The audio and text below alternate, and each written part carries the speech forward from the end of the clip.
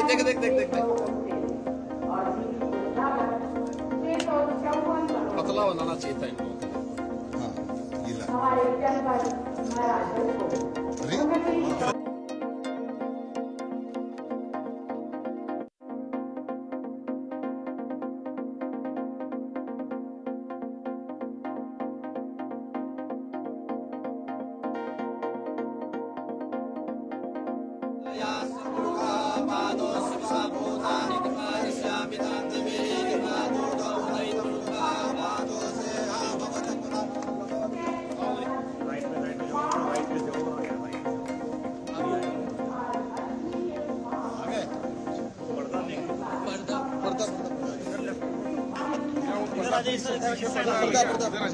इस साइड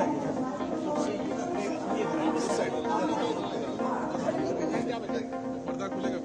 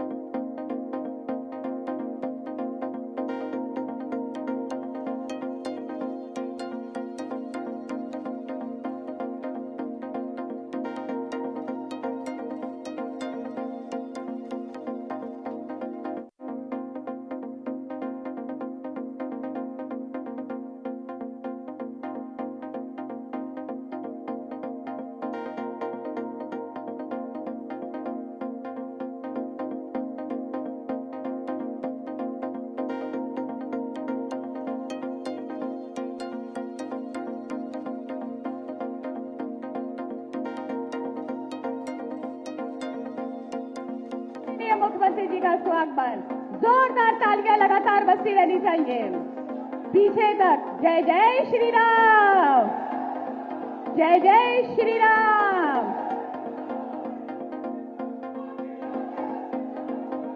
बहुत बहुत धन्यवाद। अपना अपना स्थान ग्रहण करते हुए आप सभी से अनुरोध, एक बार पुनः चैत्र नवरात्रि की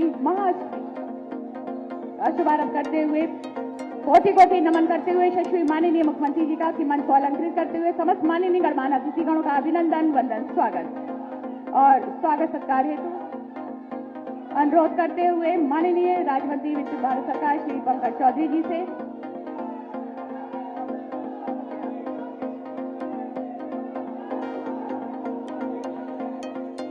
और इसी के साथ अनुरोध करते हुए माननीय मंत्री जल शक्ति और उपहार स्वरूप एक छोटी सी भेंट देकर गदाधारी बजरंगबली जी की प्रतिमा और सिंचाई विभाग के प्रस्तावित कार्यों की कॉफी टेबल पुस्तिका भेंट करते हुए माननीय जल शक्ति तथा बाढ़ नियंत्रण उत्तर माननीय स्वतंत्र देव सिंह जी बस जोरदार तालियों के साथ अभिनंदन, वंदन, स्वागत और पुष्पों के माध्यम से अभिनंदन, वंदन, स्वागत करते हुए मंचासीन समस्त माननीय गणमान्य अतिथि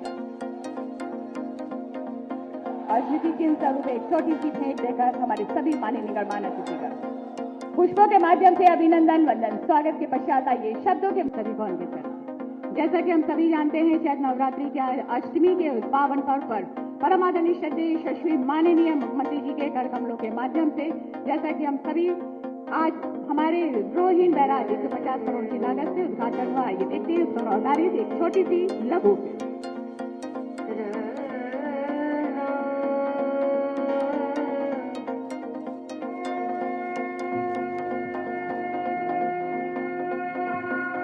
महाराजगंज जिले के नौतनवा तहसील क्षेत्र में सिंचाई की व्यवस्था को बेहतर बनाने के लिए हमारे माननीय मुख्यमंत्री योगी आदित्यनाथ जी के कर कमलों द्वारा माननीय प्रधानमंत्री श्री नरेंद्र मोदी जी के सानिध्य में रोहिन नदी पर रोहिन बैराज परियोजना को कृषकों को समर्पित कर फसलों की पैदावार को बेहतर बनाने की दिशा में महत्वपूर्ण कार्य किया है। रोहिन नदी का उद्गम नेपाल राष्ट्र के लुम्बिनी क्षेत्र के रूपमदेही और कपिलवस्तु जिले के शिवालिक पर्वत की चौड़िया पहाड़ियों से होता है। ये नेपाल राष्ट्र में दक्षिण की ओर बहते हुए भारत के उत्तर प्रदेश राज्य के महाराजगंज जनपद में प्रवेश करती है एवं गोरखपुर के पास राप्ती नदी में बाईं ओर से मिलती है। नौतनवा क्षेत्र के ग्राम रतनपुर के समीप रोहिन नदी पर जमींदारी काल में एक बीयर का निर्माण किया गया था, जो नेपाल राष्ट्र की सीमा से 7 किलोमीटर की दूरी पर स्थित थी। नदी के दाएं बैंक से रोहिन नहर निकलती है, जिसकी कुल लंबाई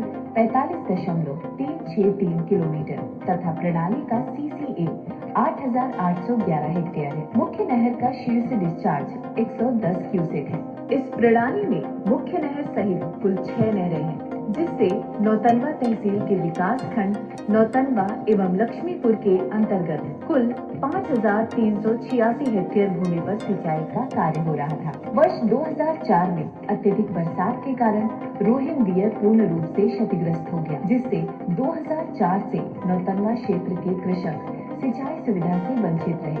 वंचित किसानों को सिंचाई सुविधा सुनिश्चित करने हेतु रोहिन बैराज के निर्माण की परियोजना, जिसकी अनुमानित लागत 147.37 करोड़ अनुमोदित किया गया।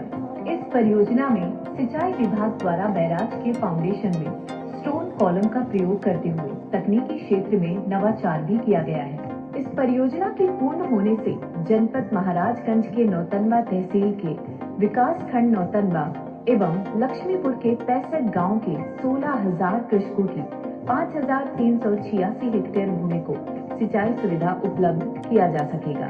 सिंचनेत समृद्धि भवति भावना के साथ भारत के यशस्वी प्रधानमंत्री श्री नरेंद्र मोदी जी की प्रेरणा एवं उत्तर प्रदेश के कर्मठ जन कल्याण हेतु तत्पर मुख्यमंत्री माननीय योगी आदित्यनाथ जी के अथक प्रयासों से रोहिन बैराज जनपद महाराजगंज के नौतनवा तहसील के किसानों के जीवन स्तर को समृद्ध एवं सुदृढ़ बनाने हेतु जनता को समर्पित किया है।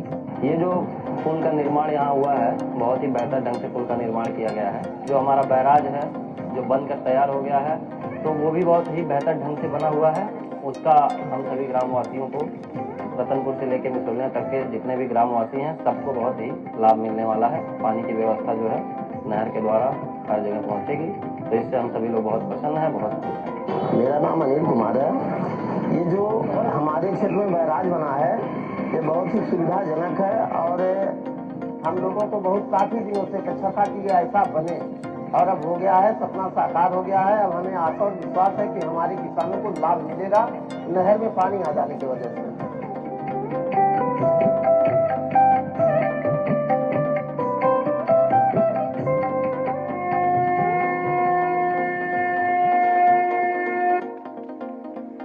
ये थी हमारे सिंचाई विभाग उत्तर प्रदेश द्वारा निर्मित रोहिन बैराज पर आधारित एक लघु फिल्म। एक बार जोरदार तालियों के साथ अभिनंदन वंदन स्वागत इस उपहार का। जैसा कि हम सभी जानते हैं, आज के इस पावन पर्व पर जनपद महाराजगंज में 654 करोड़ रुपए की विभिन्न जन कल्याणकारी परियोजनाओं के लोकार्पण शिलान्यास का शुभ कार्य संपन्न होने जा रहा है, जिसके लिए सादर आमंत्रित करते हुए ससम्मान अनुरोध करते हुए परम आदरणीय श्रद्धेय यशस्वी माननीय मुख्यमंत्री जी से कि अपने कर कमलों के माध्यम से ये शुभ कार्य संपन्न करें। हमारी 245 लोकार्पण की परियोजनाएं हैं और 382 शिलान्यास की परियोजनाएं हैं, जिनकी लागत 384, 348 और 306 यानी कि 629 परियोजनाएं और 654 करोड़ रुपए की लागत की ये हमारी ये परियोजनाएं। एक बार पुनः जनपद महाराजगंज को इस उपहार के लिए बहुत बहुत बधाइयां, शुभकामनाएं। इसी के साथ जैसा कि हम सभी जानते हैं, विभिन्न जन कल्याणकारी विकास योजनाओं के तहत हमारे लाभार्थियों को वितरण सामग्री प्रदान की जाती है, जिसके लिए एक बार पुनः सादर आमंत्रित करते हुए सम्मान अनुरोध करते हुए यशस्वी माननीय मुख्यमंत्री जी से कि अपने कर कमलों से हमारे लाभार्थियों को विभिन्न वितरण सामग्री प्रदान करने की कृपा करें। सर्वप्रथम सीएम युवा योजना के तहत श्रीमती योगिता, आपको 5 लाख रुपए का ऋण चेक प्रदान किया जाता है। बस जोरदार तालियों के साथ स्वागत। और इसके पश्चात श्री शिवम जायसवाल, आपको भी 5 लाख रुपए का ऋण चेक प्रदान किया जाता है और साथ में ये किट प्रदान की जाती है। बस जोरदार तालियां। राशि चयन मूलन कार्यक्रम के तहत पोषण पोटली श्रीमती गुंजा, आपको पोषण पोटली प्रदान की जाती है। एक बार जोरदार तालियां सभी लाभार्थियों के लिए। श्री पवन कुमार, आपको भी पोषण पोटली प्रदान की जाती है क्षय रोग से पीड़ित रोगियों के तहत।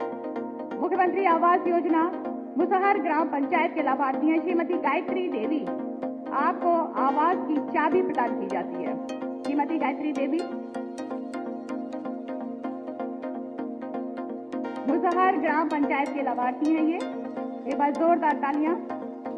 वनटांगिया ग्राम पंचायत के लाभार्थी श्री मोहन, मुख्यमंत्री आवास योजना के तहत आपको भी आवास की चाबी प्रदान की जाती है।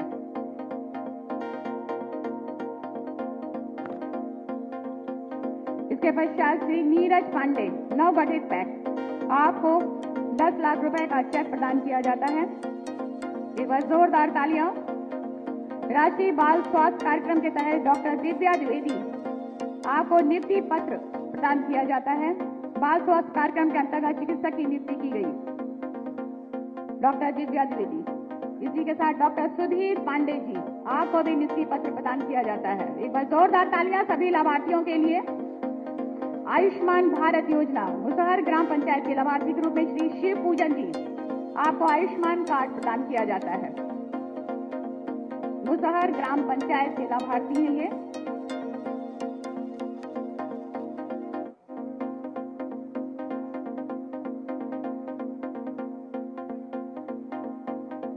श्रीमती सुशीला देवी, आपको भी आयुष्मान कार्ड प्रदान किया जाता है। वनटांगिया ग्राम पंचायत की लाभार्थी हैं आप। इसके पश्चात श्री सर्वजीत कुमार, माटी कला टूल किट योजना के तहत कुम्हार सर्वजीत कुमार जी को पगमिल मशीन आजीविका के लिए प्रदान की जाती है। युवक मंगल दल श्री गोविंद राव, आपको खेल प्रोत्साहन सामग्री और किट प्रदान की जाती है। बस जोरदार तालियां। और ममता, श्री गोविंद राव और ममता, आपको खेल प्रोत्साहन सामग्री और किट प्रदान की जाती है। इसके पश्चात नव नियुक्त आंगनबाड़ी कार्यकर्त्री हमारी श्रीमती प्रिया सिंह, आपको भी नियुक्ति पत्र प्रदान किया जाता है। बस जोरदार तालियां। हमारी आंगनबाड़ी की हमारी ये दीदी हैं। और रूबी, श्रीमती रूबी, आपको भी नियुक्ति पत्र प्रदान किया जाता है। नव नियुक्त आंगनबाड़ी हमारी कार्यकर्त्री दीदी हैं ये। एक बार जोरदार तालियां दीदियों के लिए। राष्ट्रीय ग्रामीण आजीविका मिशन योजना के तहत श्रीमती लक्ष्मीना देवी और श्रीमती शबीबुन निशा, आपको 21 करोड़ 13 लाख और 80 हजार रुपए का चेक प्रदान किया जाता है। बस जोरदार तालियों के साथ स्वागत। इसके पश्चात एक्स ग्रेशिया स्वर्गीय उदय भान त्रिपाठी के परिजनों को उनकी ड्यूटी के दौरान मृत्यु प्रदान के दौरान 30 लाख रुपए की अनुग्रह राशि प्रदान की जाती है। श्रीमती इंदू त्रिपाठी, और साथ में उपहार स्वरूप एक छोटी सी किट प्रदान की जाती है। मुख्यमंत्री पंचायत प्रोत्साहन पुरस्कार श्रीमती पूनम यादव, आपको 30 लाख रुपए का चेक प्रदान किया जाता है उत्कृष्ट कार्य कराए जाने पर। एक बार जोरदार तालियां। ये लीजिए, 30 लाख रुपए के साथ एक उपहार स्वरूप छोटी सी किट प्रदान की जाती है। प्रियंका मौर्य, मिशन शक्ति योजना के अंतर्गत टैबलेट प्रदान की जाती है। प्रियंका मौर्य, वंदन, स्वागत। जय जय श्री राम। भारत माता की, भारत माता की, भारत माता की, कन्हैया माता की, कन्हैया माता की, नमः पार्वती पतये हर हर।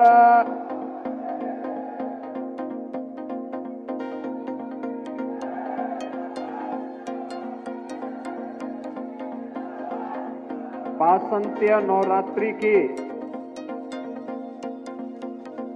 आज अष्टमी की इस पावन तिथि पर रोहिन नदी के इस बैराज के लोकार्पण के साथ ही जनपद महाराजगंज के 650 करोड़ रुपए से अधिक की परियोजनाओं के लोकार्पण और शिलान्यास के लिए आयोजित आज के इस कार्यक्रम में केंद्रीय वित्त राज्य मंत्री, महाराजगंज के लोकप्रिय सांसद माननीय श्री पंकज चौधरी जी, उत्तर प्रदेश सरकार में मंत्रिमंडल के मेरे वरिष्ठ सहयोगी जल शक्ति मंत्री श्री स्वतंत्र देव सिंह जी, आयुष मंत्री और जनपद महाराजगंज के प्रभारी मंत्री श्री दयाशंकर मिश्रा दयालु जी,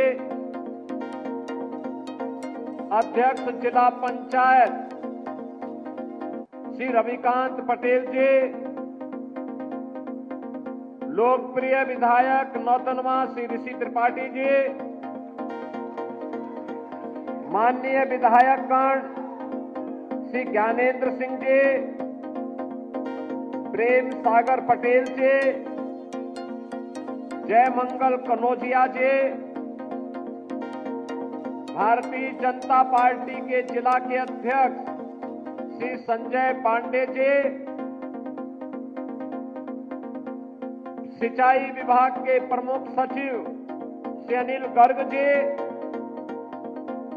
प्रशासन से जुड़े हुए हमारे अधिकारीगण, सम्मानित जनप्रतिनिधिगण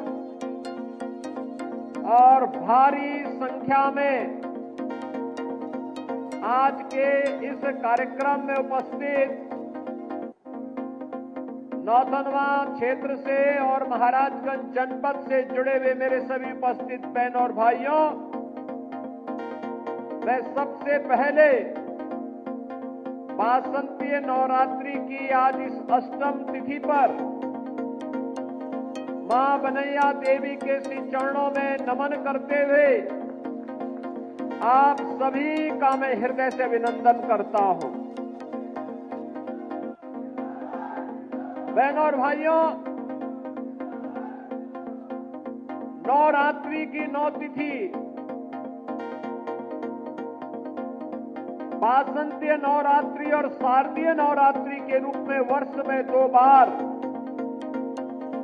जगत जननी मां भगवती के अनुष्ठान इस आयोजन के साथ प्रत्येक सनातन धर्मावलंबी जुड़ करके जगत जननी मां भगवती से शक्ति की याचना करके अपने आप को लोक मंगल के लिए, राष्ट्र के कल्याण के लिए समर्पित करता है। और आज मेरा सौभाग्य है कि जनपद महाराजगंज के नौतनवा विधानसभा क्षेत्र से जुड़े हुए इस महत्वपूर्ण रोहिन नदी के इस बैराज के लोकार्पण कार्यक्रम के साथ मुझे यहां आने का अवसर प्राप्त हुआ है। मैं इस अवसर पर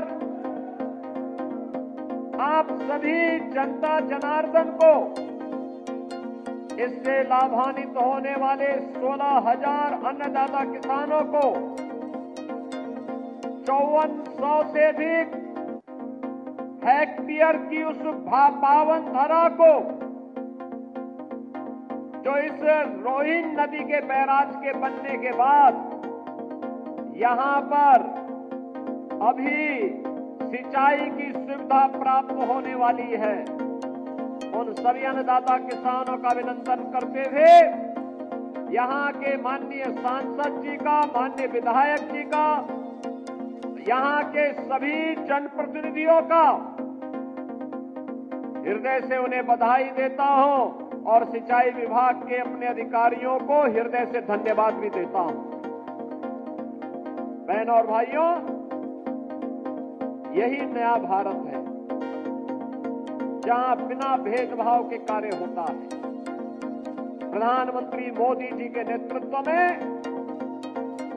आज पूरा देश एक नए भारत का दर्शन कर रहा है, जो भारत बिना भेदभाव के योजनाओं का लाभ सबको देता है। क्या गांव, क्या गरीब, क्या किसान, क्या नौजवान, क्या महिलाएं, क्या बच्चे। कार्यक्रम में आने के पहले मैंने यहां पे 24-24 दिन के बच्चों से मुलाकात करने का मुझे अवसर हुआ।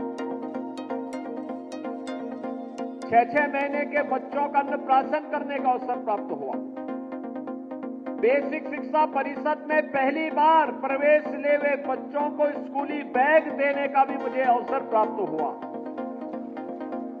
अपनी नई पीढ़ी को गढ़ने की श्रृंखला और साथ साथ यहां के विकास की 650 करोड़ रुपए की परियोजनाओं के साथ आज अष्टम तिथि पर आपके साथ महाराजगंज जनपद के साथ जुड़ने का मुझे अवसर प्राप्त हो रहा है। बहनों और भाइयों, पिछले 10 वर्ष में प्रधानमंत्री मोदी जी ने जीवन इस पूरे देश की कायाकल्प की है। हर एक क्षेत्र में भारत आज विकास की नई बुलंदियों को छू रहा है। आज से 10 वर्ष पहले भारत दुनिया की 11वीं अर्थव्यवस्था माना जाता था। आप याद करिए, 1947 से लेकर के 2014 तक इन 70-72 वर्षों में भारत मात्र 11वीं अर्थव्यवस्था बन पाया था। यानी भारत से अर्थव्यवस्था के मुद्दे पर दुनिया के 10 देश आगे थे और मात्र 10 वर्ष में प्रधानमंत्री मोदी जी के चमत्कारिक नेतृत्व में भारत आज दुनिया की 5वीं बड़ी अर्थव्यवस्था बन गया है और अगले 2 वर्ष में ये 3री बड़ी अर्थव्यवस्था बनने वाला है। बहनों और भाइयों, आज हर एक क्षेत्र में कार्य हो रहे हैं। सड़कों के बड़े बड़े हाईवे बन रहे हैं, ट्राई पोर्ट बन रहे हैं। महाराजगंज में भी एक ट्राई पोर्ट बन रहा है सोनाली बॉर्डर पर। हाईवे बन रहे हैं, रेलवे की नई नई लाइन बिछ रही है। आनंद नगर से महाराजगंज होते हुए सिसवा तक ये रेलवे की एक नई लाइन बिछाने की कार्रवाई आगे बढ़ने जा रही है। मेडिकल कॉलेज बन रहे हैं, गांव-गांव की कनेक्टिविटी अच्छी हो रही है। हर घर बिजली के बाद अब हर घर नल की योजना साकार होने जा रही है। विकास के कार्य, क्या रेल का हो, चाहे सड़क का हो, वाटरवे का हो, मेट्रो का हो, रोपवे का हो, ये सभी एक एक करके साकार होते हुए जा रहे हैं। एक तरफ ये कार्य युद्ध स्तर पर आगे बढ़ते हुए दिखाई दे रहे हैं, तो बहनों और भाइयों, दूसरी ओर लोक कल्याण के कार्यक्रमों को भी प्राथमिकता के साथ आगे बढ़ाया जा रहा है। लोक कल्याण के कार्य, कोई कल्पना करता था देश के अंदर 80 करोड़ लोग फ्री में राशन की सुविधा का लाभ प्राप्त कर रहे हैं? आज हो रहा है। 50 करोड़ से अधिक लोगों को 5 लाख रुपए की स्वास्थ्य बीमा का सुविधा प्राप्त हो रही है। याद करिए 50 करोड़ लोगों को 5 लाख रुपया प्रतिवर्ष स्वास्थ्य बीमा का कवर। 12 करोड़ घरों में शौचालय बन गए। 10 करोड़ घरों में उज्ज्वला योजना का कनेक्शन पहुंच गया देश के अंदर। 4 करोड़ लोगों के घर बन गए। 3.5 करोड़ लोगों के घरों में बिजली पहुंच गई। करोड़ों लोगों को देश के अंदर रोजगार और नौकरी के साथ जोड़ने का कार्य हुआ। तो बहनों और भाइयों, विकास और विरासत का समन्वय कैसे होना चाहिए, प्रधानमंत्री मोदी जी ने काशी विश्वनाथ धाम देकर के 500 वर्षों का इंतजार करके अयोध्या में रामलला का भव्य मंदिर बनवाने के कार्यक्रम को आगे बढ़ाते हुए अब तो महाकुंभ को पूरी दुनिया देख करके भौचक रह गई कि 66 करोड़ लोग महाकुंभ का दर्शन कर रहे हैं। यह भी केवल भारत कर सकता है, केवल भारत कर सकता है। और बहनों और भाइयों, प्रधानमंत्री जी किसी प्रेरणादायी मार्गदर्शन में उत्तर प्रदेश पिछले 8 वर्ष में नई ऊंचाइयों को छूता हुआ आगे बढ़ा है। याद करिए, 1947 से लेकर 2017 तक इन 70 वर्षों में उत्तर प्रदेश देश की 7वीं अर्थव्यवस्था था और मात्र पिछले 8 वर्ष में हमने जो दूरी तय की, अब उत्तर प्रदेश देश की नंबर 2 की अर्थव्यवस्था बन चुका है। नंबर 2 की अर्थव्यवस्था बन चुका है। 56 लाख गरीबों के लिए मकान मिले। इस दौरान बनटांगिया गांवों को मान्यता दी गई।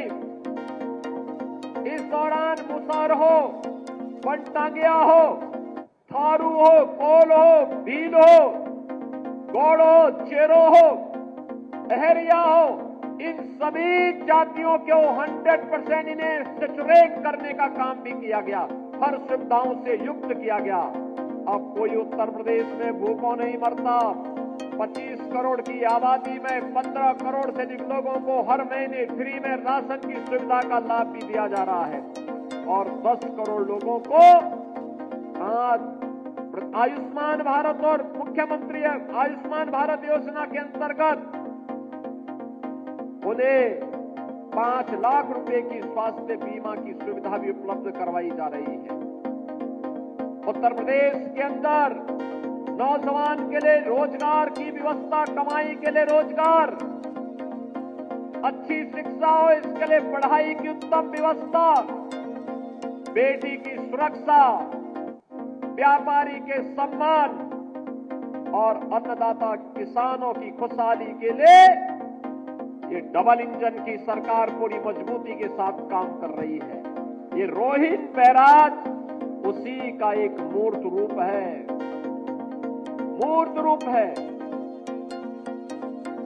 यहां पे भी बोल रहे थे यहाँ के माननीय विधायक जी भी और माननीय केंद्रीय मंत्री जी भी, वर्षों से 20 वर्षों से 25 वर्षों से इंतजार था लोगों को कि रोहिन में बैराज बने। पिछली सरकारों के पास अपने परिवार का पेट भरने की फुर्सत ही नहीं थी। जमीन लुटवाने की फुर्सत मिले तो विकास करे। अभी आपने देखा होगा, परसों ही देश की संसद में वक्फ बोर्ड संशोधन अधिनियम पारित किया है। अब वक्फ बोर्ड के नाम पर जमीनों पर कोई डकैती नहीं डाल सकता है, लूट खसोट नहीं हो सकती है, चौराहे की जमीनों पर कोई कब्जा नहीं कर सकता है। अब सार्वजनिक संपत्ति जो भी होगी, जो राजस्व की भूमि होगी, उसका उपयोग विद्यालय बनाने में, चिकित्सालय बनाने में, कॉलेज बनाने में, मेडिकल कॉलेज बनाने में, ऐसे बैराज बनाने में, गरीबों के लिए आवास बनाने में ही उसका उपयोग होगा। किसी बोर्ड के नाम पर लूट खसोट हमेशा के लिए लगाम लगाने का काम किया है। वक्फ बोर्ड संशोधन अधिनियम पारित होने के कारण अब ये मनमानेपन पर लगाम लगेगी। मैं इसके लिए प्रधानमंत्री मोदी जी का, गृह मंत्री अमित शाह जी का हृदय से आभार व्यक्त करता हूं, क्योंकि उत्तर प्रदेश में भी लाखों एकड़ लैंड वक्फ बोर्ड के नाम पर नाजायज तरीके से कब्जा करने का काम हुआ था। इसमें किसी गरीब का कल्याण नहीं हो रहा था, चंद लोगों के लिए लूट का एक माध्यम बन गया था। इस लूट पर अब लगाम लगेगी, सख्ती से लगाम लगेगी और उसी लगाम के क्रम में आज हम सब आपके बीच यहां पर आए हैं। बहनों और भाइयों, आपने अच्छा विधायक दिया, पैरवी हुई। आपने अच्छा सांसद दिया, कार्य आगे बढ़ा। आज यहां पर रोहिन नदी का ये बैराज बन गया। 16,000 अन्नदाता किसान लाभान्वित होंगे। और मैं भी यहाँ के विधायक जी से कह रहा था, जिला प्रशासन से भी कह रहा था, इसके आसपास पूरी एक बहुत अच्छी वाटर बॉडी बनेगी। वाटर बॉडी बनने का मतलब अब यहाँ के माध्यम से आसानी से यहाँ पे रेस्टोरेंट बन करके लोग पर्यटन के लिए, नौकायन के लिए भी यहाँ आ सकते हैं। बहुत अच्छा एक कार्यक्रम यहाँ पे होगा। अनावश्यक बाढ़ से बचाव भी होगी, रेस्टोरेंट बनेंगे, नए रोजगार के सृजन हो सकते हैं, नौकायन का आनंद लिया जा सकता है। कोई घर में अतिथि आया, उसको घुमाने के लिए लेकर के आओ बॉर्डर क्षेत्र के इस पूरे क्षेत्र में।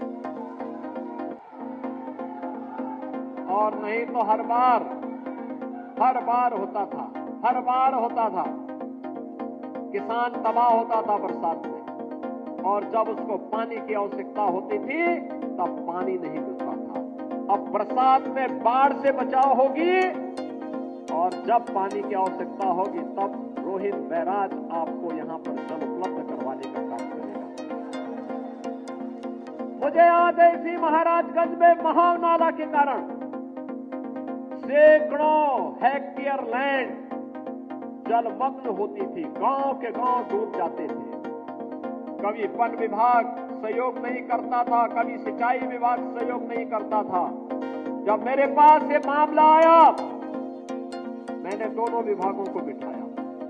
मैंने कहा भी देखो, सरकार का मतलब होता है कि ना शब्द नहीं होना चाहिए, और इसलिए इसका समाधान होना है। और आज उसका समाधान हो गया। अब इस सारे गांव जल प्लावन से बच गए हैं, वहां पर अब कोई समस्या नहीं। बहनों और भाइयों, आज जो 650 करोड़ रुपए से अधिक की परियोजनाओं का लोकार्पण और शिलान्यास हो रहा है, इसमें सिंचाई विभाग की भी योजनाएं हैं, परियोजनाएं हैं, बाढ़ बचाव की भी परियोजनाएं हैं, सड़कों की भी परियोजनाएं हैं। याद करिए, महाराजगंज जनपद के अंदर 2017 के पहले कोई 4 लेन नहीं था, कोई 4 लेन महाराजगंज जिले में नहीं था। ये सीमावर्ती जनपद, 4 लेन नहीं। अब तो 4 लेन की एक बाढ़ सी आ गई। गोरखपुर नौतनवा सुनौली मार्ग के 4 लेन के अंतिम चरणों में चल रहा है। फरेंदा से महाराजगंज का मार्ग ये 4 लेन की दिशा में आगे बढ़ रहा है। गोरखपुर से हम लोग जब आ रहे हैं, परसावल होते हुए महाराजगंज ठूठीबाड़ी, निचलौल ठूठीबाड़ी के लिए निकल रहे हैं, ये भी 4 लेन बनने की दिशा में आगे बढ़ रहा है। हर मार्ग, गांव का मार्ग जो पहले 3 मीटर भी नहीं होता था, हमने कहा 3 से काम नहीं चलेगा, विकास आगे बढ़ाना है तो इसको 7 मीटर कर दो, कम से कम 7 मीटर होना चाहिए। 7 मीटर के मार्ग को 10 मीटर के किए जा रहे हैं। बहनों और भाइयों, विकास का कोई विकल्प नहीं, और उसी विकास के विकल्प को आपको उपलब्ध करवाने के लिए, आपके जीवन को मंगलमय बनाने के लिए हम सब आगे बढ़े हैं। सिंचाई विभाग में पिछले 8 वर्ष मैंने कार्य किए। अर्जुन सहायक परियोजना ये बुंदेलखंड के अंदर बनी। मुझे याद है, जब तक सिंचाई की परियोजना नहीं थी, वहां के खेत का सालाना, अगर किसी को खेत किराए पे देना होता था, 5,000 रुपया नहीं मिलता था। और आज उसी महोबा में 50,000 रुपया उस खेत का मिलता है, सालाना 50,000 रुपया। याद करिए, किसान को 50,000 की कमाई अगर हो जाए एक खेत में, बहनों और भाइयों, उसकी इनकम तो बढ़ेगी। अर्जुन सहायक परियोजना प्रधानमंत्री कृषि सिंचाई योजना के अंतर्गत पूर्ण हुई। हजारों हेक्टेयर लैंड को सिंचाई की सुविधा प्राप्त हुई। बाण सागर की परियोजना, ये बिंदु क्षेत्र में 2.5 लाख हेक्टेयर भूमि को सिंचाई की सुविधा दी है। ऐसे ही सरयू नहर राष्ट्रीय परियोजना, सरयू नहर राष्ट्रीय परियोजना बनी थी 1972 में, कभी पूर्ण नहीं हो पाई क्योंकि अन्नदाता किसान पिछली सरकारों के एजेंडे में था ही नहीं, उनके एजेंडे में था ही नहीं, इसीलिए किसान आत्महत्या करता था। आज तो बहनों और भाइयों, अन्नदाता किसान के लिए ऋण माफी का कार्यक्रम भी है, प्रधानमंत्री कृषि सिंचाई की योजना भी है, प्रधानमंत्री किसान बीमा की योजना भी है और प्रधानमंत्री किसान सम्मान निधि की योजना भी है। और आज उसकी सरयू नहर राष्ट्रीय परियोजना को हमने 2021 में प्रधानमंत्री मोदी जी के कर कमलों से लोकार्पण करवाया। याद करिए, 1972 में योजना बनी थी और उसको पूरा होने में लगे 49 वर्ष, और वह भी तब जब भारतीय जनता पार्टी की सरकार उत्तर प्रदेश में अंदर आई। बहनों और भाइयों, आज योजना पूरी हुई, 14 लाख हेक्टेयर भूमि को सिंचाई की सुविधा उपलब्ध करा रही है सरयू नहर राष्ट्रीय परियोजना। पिछले 8 वर्ष में 23 लाख हेक्टेयर भूमि को सिंचाई की सुविधा दी गई। 14 लाख अन्नदाता किसानों के लिए, 14 लाख अन्नदाता किसान जो प्राइवेट ट्यूबवेल लगाए थे, उनके कनेक्शन फ्री किए गए। हमने कहा आप सिंचाई करिए, पैसा सरकार भुगतान करेगी, आपको सिंचाई के लिए पैसा नहीं देना है। बहनों और भाइयों, एक और विकास, किसान का विकास है, नौजवान के लिए नौकरी और रोजगार है, बेटी को सुरक्षा और स्वावलंबन की दिशा में आगे बढ़ाने का कार्य हो रहा है। श्रमिकों के बच्चों के लिए अटल आवासीय विद्यालय बनाए जा रहे हैं।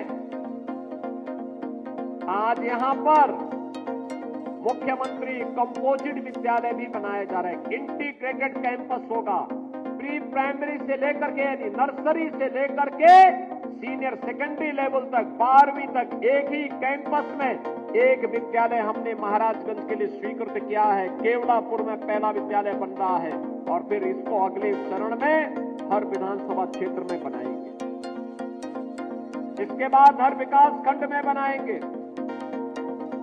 मैं अभी से कहूंगा सभी जनप्रतिनिधिगण और प्रशासन भी, और एक विधानसभा क्षेत्र में 15-15 एकड़ जमीन आरक्षित करके रखिए।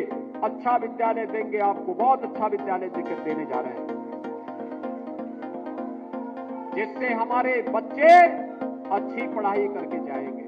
बहनों और भाइयों, पिछली सरकारें तो एक जनपद एक माफिया पालती थी, हमने उनके माफिया का स्थान अब 1 डिस्ट्रिक्ट 1 मेडिकल कॉलेज के लिए दे दिया। महाराजगंज में भी मेडिकल कॉलेज का शुभारंभ हो चुका है, मेडिकल कॉलेज का शुभारंभ हो चुका है। आज यहां पर हर एक क्षेत्र में नया कार्य प्रारंभ हुआ है। महाराजगंज अब पिछड़ा जिला नहीं है, उत्तर प्रदेश अब बीमारू राज्य भी नहीं है। अब यहां पर कोई ये नहीं कह सकता कि उसको शासन की योजना का लाभ नहीं मिल रहा है। अभी बहुत शीघ्र उत्तर प्रदेश जीरो पॉवर्टी के एक कार्यक्रम को आगे बढ़ा रहा है, जिसको अब तक शासन की किसी सुविधा का लाभ नहीं मिला है और अब किसी पात्रता की श्रेणी में आता है। बहनों और भाइयों, उसका सर्वे का काम अंतिम चरणों में चल रहा है और मैं आपको इस बात के लिए आश्वस्त करने के लिए आया हूं, अगले 3 वर्ष के अंदर उत्तर प्रदेश से गरीबी को हर हाल में पूरी तरह समाप्त करके एक समृद्ध राज्य के रूप में स्थापित हमें करना है। जीरो पॉवर्टी के लक्ष्य को प्राप्त करते हुए, जीरो पॉवर्टी के इस लक्ष्य को प्राप्त करते हुए उत्तर प्रदेश को देश की नंबर 1 की अर्थव्यवस्था के रूप में भी हम स्थापित करेंगे। उत्तर प्रदेश ने पिछले 8 वर्ष में जो कार्य किया है, आज सर्वाधिक एक्सप्रेसवे देश के अंदर उत्तर प्रदेश के पास, सर्वाधिक रेलवे नेटवर्क उत्तर प्रदेश के पास, सर्वाधिक मेट्रो उत्तर प्रदेश के पास, सर्वाधिक आबादी और सर्वाधिक युवा प्रतिभाशाली युवा उत्तर प्रदेश के पास, और उत्तर प्रदेश सबसे ज्यादा एमएसएमई बेस रखने वाला राज्य भी है। सबसे अधिक रोजगार देने वाला राज्य भी है और सबसे बड़ा आयोजन महाकुंभ के अवसर पर प्रयागराज में करने वाला राज्य भी बना है। ये वही उत्तर प्रदेश है बहनों और भाइयों, ये वही उत्तर प्रदेश है जिस उत्तर प्रदेश में 2017 के पहले पर्व और त्योहार आते थे, लोगों के घरों में दिमाग में आशंका होने लगती थी कि पता नहीं अब क्या हो जाए, पता नहीं अब क्या हो जाए, पता नहीं अब क्या हो जाए, कौन व्यक्ति चपेटे में आ जाए, किस पर झूठे मुकदमे लिख दिए जाए। आपने 8 वर्ष में उत्तर प्रदेश में दंगा करते हुए नहीं देखे होंगे, और अगर किसी ने करने का दुस्साहस किया है तो बाप दादों की कमाई से भी उसको पूरी तरह वंचित होना पड़ा है। आज दंगा नहीं होता उत्तर प्रदेश में, आज तो पर्व और त्योहार शांतिपूर्ण तरीके से संपन्न होते हैं और इंसेफ्लाइटिस की बीमारी से भी लोगों को मुक्ति मिली है। पहले इंसेफ्लाइटिस की बीमारी से जुलाई से लेकर के नवंबर तक हर घर में आशंका होती थी, पता नहीं किसके घर में ये बीमारी आ जाए, कौन बच्चा इसकी चपेट में आ जाए। बहनों और भाइयों, ये डबल इंजन की सरकार की ताकत थी कि आज इंसेफ्लाइटिस पूरी तरह समाप्त हो चुकी है, पूरी तरह समाप्त हो चुकी है। अब बीमारी नहीं है, आज इंसेफ्लाइटिस को भी नियंत्रित किया गया है, डेंगू को नियंत्रित किया गया है, मलेरिया को कम किया गया है, कालाजार और चिकनगुनिया को भी कंट्रोल कर दिया गया है।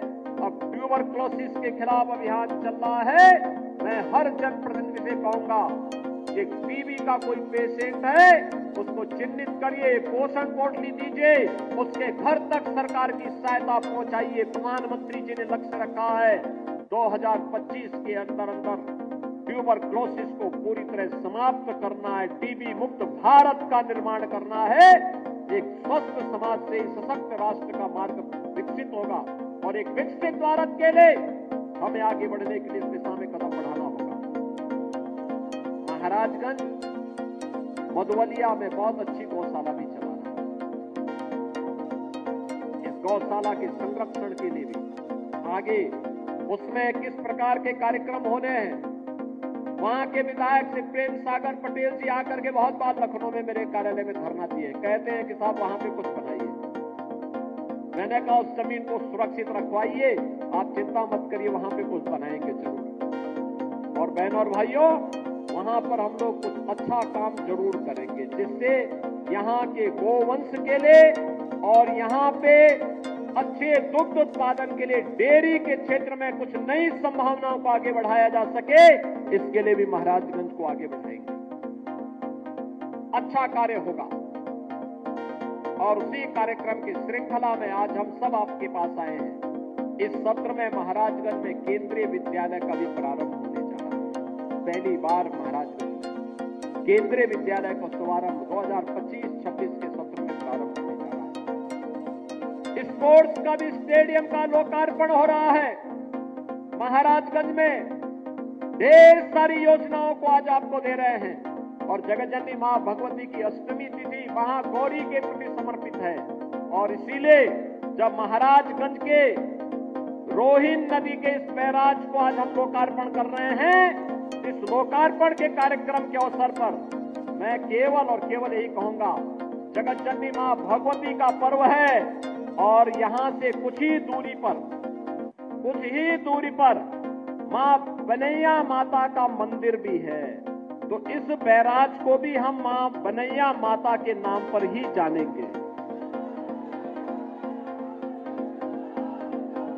यहां पे बनना चाहिए मां बनैया माता की एक चित्र बैराज में बना करके, बैराज में नाम भी लिखा जाना चाहिए, क्योंकि उनकी कृपा बनी रहेगी तो ये बैराज सुरक्षित रहेगा, संरक्षित रहेगा लंबे समय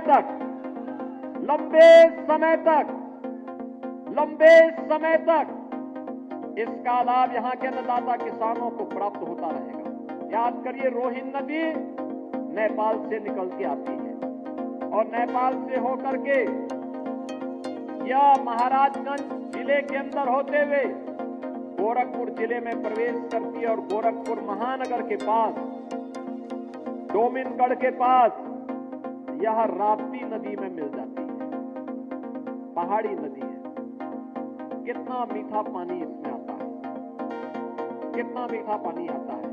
और इसमें तो पहले हम लोग इस बात को देखते थे कि रोहिन नदी पर बहुत पहले, यानी सैकड़ों वर्ष पहले यहां पर एक बियर पैलेस से बना हुआ था, लेकिन बाढ़ के कारण वो टूट गया। लंबे समय तक उसके द्वारा सिंचाई की सुविधा होती थी, लेकिन बाद में वो टूटने के कारण कार्य आगे नहीं बढ़ पाया था। बाद में जब यहाँ के माननीय जनप्रतिनिधिगण, माननीय विधायक जी कई बार मेरे से मिले, पंकज जी कई बार मिलने के लिए आए, और इन लोगों ने जब इस प्रस्ताव को यहाँ मेरे सामने रखा, ये कार्यक्रम ये होना चाहिए क्योंकि किसानों का भी कल्याण होगा, बाढ़ से बचाव भी होगा, महाराजगंज के अंदर एक अच्छा प्रोजेक्ट भी आ जाएगा, विकास की अनंत संभावनाओं को आगे बढ़ाने में मदद मिलेगी। और हम लोगों ने तत्काल स्वीकृति दी, आज ये होगा। मैं यहाँ के जनप्रतिनिधियों को और जिला प्रशासन को इस बात के लिए भी धन्यवाद देता हूं। महाराजगंज जनपद पूरे प्रदेश के 75 जनपदों में मुख्यमंत्री युवा उद्यमी योजना में नंबर 1 पर आया है। मुख्यमंत्री युवा उद्यमी स्कीम के अंतर्गत उत्तर प्रदेश सरकार ने 24 जनवरी से एक स्कीम लागू की थी। इस स्कीम के अंतर्गत जो भी युवा अपना उद्यम स्थापित करना चाहता है उसको रजिस्ट्रेशन करना था, बैंक से उसको 5 लाख रुपए तक का ब्याज मुक्त ऋण उपलब्ध करवाना था, और पूरे प्रदेश में अभियान प्रारंभ हुआ और उसमें महाराजगंज जनपद नंबर 1 पर आया है। पूरे प्रदेश में नंबर 1 पर, और नंबर 1 पर आने का मतलब स्कीम को मिशन मोड पर लिया गया। प्रशासन और जनप्रतिनिधियों ने मिलकर के उस कार्यक्रम में भागीदारी की। परिणाम है लगभग 1000 नए उद्यमी के रूप में यहां के युवाओं को ब्याज मुक्त ऋण की सुविधा प्राप्त हो गई है। और मैं चाहूंगा यह अभियान आगे बढ़ना चाहिए। अलग अलग सेक्टर को चिन्हित करने की आवश्यकता है। कौन से सेक्टर हो सकते हैं, यहां पे किन क्षेत्रों में संभावनाएं हैं, यहां पर खेती बाड़ी के लिए, यहां पर काला नमक चावल के लिए, यहां पे दलहन और तिलहन के लिए, यहां पे सब्जी उत्पादन के लिए, उनकी प्रोसेसिंग के लिए, यहां पर श्री अन्न के लिए, यहां पे नेचुरल फार्मिंग के लिए, यहां पे हॉर्टिकल्चर के लिए, अन्य तमाम सेक्टर में अनेक संभावनाएं, डेयरी की भी अनंत संभावनाएं महाराजगंज जनपद में, बकरी पालन की संभावनाएं हैं, मत्स्य पालन की संभावनाएं हैं।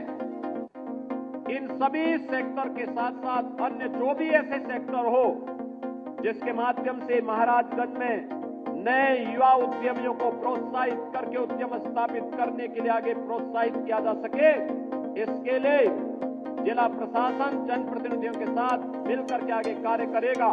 मुझे पूरा विश्वास है जो टारगेट जनपद महाराजगंज को दिया गया था उतना टारगेट अभी उनको और अचीव कर लेंगे। तो मुझे लगता है कि एक बड़ी संख्या हर विधानसभा क्षेत्र में युवा उद्यमियों की प्राप्त होगी।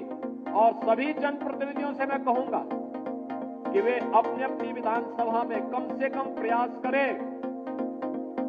कि जिन्हें लोन मिला है उनके साथ एक बार उनको चाय पर बिठा करके अपने घर में बुला करके चाय पे बुलाइए, उनके साथ संवाद करिए, क्या आप उनको और मदद कर सकते हैं जिससे अपने व्यवसाय को और अच्छा कर सकते हैं।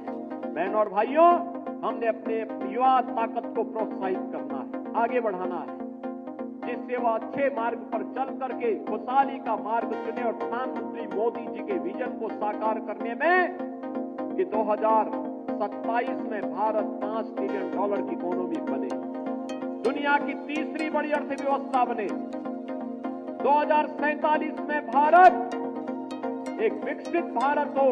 विकसित भारत की परिकल्पना के लिए भारत को $30 बिलियन की इकोनॉमी बनना पड़ेगा। उस $30 बिलियन की इकोनॉमी बनने की दिशा में भारत कदम से कदम मिलाकर के हर नौजवान चल सके, इसके लिए प्रयास हर एक स्तर पर करना होगा। इस दिशा में हम सब मिलकर के कार्य करेंगे। इस विश्वास के साथ आज के इस अवसर पर मैं महाराजगंज वासियों को, नौतनवा की विधानसभा के क्षेत्र की जनता जनार्दन को खास तौर पर बधाई दूंगा। इस बनैया माता रोहिन बैराज के लोकार्पण कार्यक्रम के अवसर पर आज जो आपको 650 करोड़ रुपए की परियोजनाओं का लोकार्पण और शिलान्यास का अवसर भी यहां पर आपने दिया है, इसकी भी मैं बधाई देता हूं। आप सबको मैं रामनवमी की भी मंगलमय शुभकामनाएं आप सबके प्रति व्यक्त करता हूं कि यह रामनवमी कल है। जगत जननी मां भगवती की सिद्धि प्रदान करने वाली तिथि है। सिद्धिदात्री के रूप में कल हम जगत जननी मां भगवती की पूजा करेंगे और साथ साथ जगन्नयनता प्रभु श्री राम की जन्म दिवस का कार्यक्रम भी रामनवमी का पावन पर्व में होगा। और इस बार की रामनवमी ठीक 12 बजे अयोध्या धाम में भगवान सूर्य भगवान राम का तिलक करते हुए दिखाई देंगे। भगवान राम लला का सूर्य तिलक होने वाला है कल, और उस कार्यक्रम को हम अपने घरों में बैठ करके देखेंगे। अपने घरों में आप देखेंगे कल कन्या पूजन के बाद 12 बजे इस कार्यक्रम को टेलीविजन पर आप जरूर देखेंगे। इस विश्वास के साथ आपको पूरे प्रदेशवासियों को मैं वासंती नवरात्रि और रामनवमी की हृदय से बधाई और मंगल में शुभकामनाएं देते हुए अपनी वाणी को देता हूं विराम। जय जय श्री राम। बहुत बहुत धन्यवाद। अपने आशीर्वचन से हम सभी को अन्वित कर रहे थे परम आदरणीय श्रद्धेय यशस्वी माननीय मुख्यमंत्री जी। एक बार जोरदार तालियों के साथ अभिनंदन वंदन स्वागत। लगातार तालियां बजती रहनी चाहिए। इसी के साथ ढेरों ढेरों उपहार स्वरूप सौगातें देने के लिए दिल की गहराइयों से